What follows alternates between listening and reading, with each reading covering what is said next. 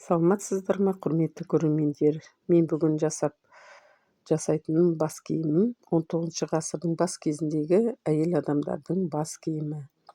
1920 жылдары сәнқойлардың киетін киімнің стилі Гетсби, ретро, Чикаго деп аталады.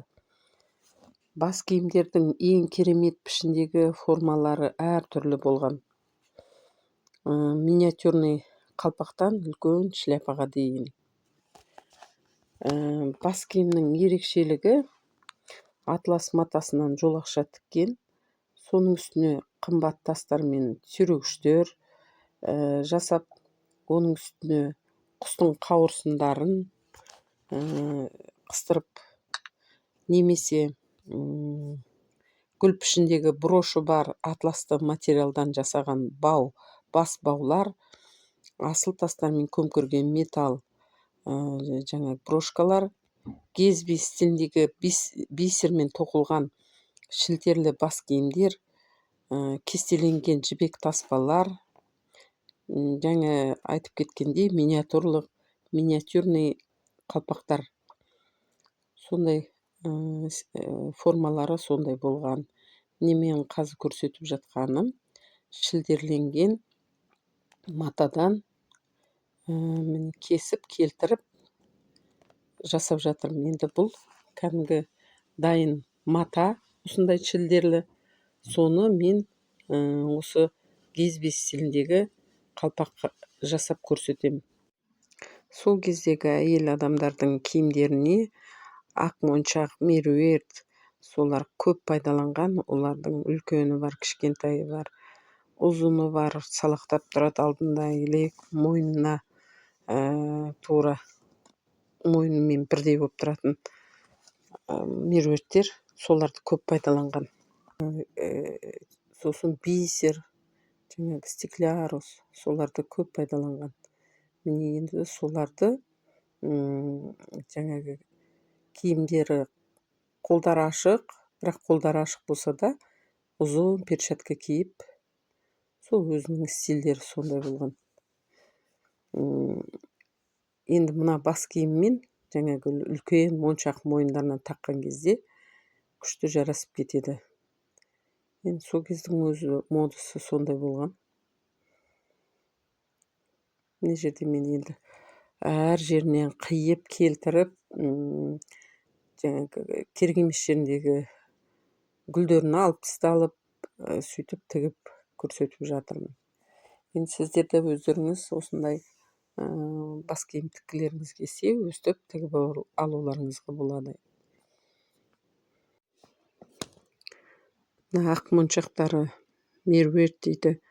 Солары кейбір жерлерінде қосып, кішкентай үлкен араластырып, фантазиямен байланысты жалғастырып жіберуге болады. Енді мына жерде көріп отырсыздар, кейбір гүлдерді алып тастап, соның орнына моншақтар, меруерттеріміз тігеміз. Мына жерде көбінде мына дайын матаның сөгіліп кетпес үшін көп жерін арт жағынан клейлеп қатырып қоямыз. Одан кейін формасын кетіп қалмас үшін клеймен бәрін келтіріп жабыстырып аламыз. Ең соңында бірақ тігіп шығамыз, ұстатып. Келтіру керекті. Түбіргі негізгі матасы осы шілдерге ұқсатып сетка, тюль сетка, соны пайдаланамыз. Ол өйткені жұмсақ, мына формасына келтіруге өте ыңғайлы. Мына қалпақта көбі дайын материалдар, дайын гүлдер, барлығы дайын деуге болады. Только әдемілеп келтіріп, ұқсастырып, чтоб басқа киген кезде әдемі тұратын қып жасау. Енді ол өзіңіздің фантазияларыңызға байланысты. бір жағына қоятын дәу гүліміздің өзі де дайын. Қазір не керек десеңіздер де бәрі дайын ғой. Сол дайын гүлді, екі түрлі гүл, біреусі шілдерден жасалған, біреусі жаңағы қағаз сияқты матадан жасалған. Соның екеуін араластырып бір жағына қоямыз. Өздеріңіз көріп тұрғандай қазір көресіздер.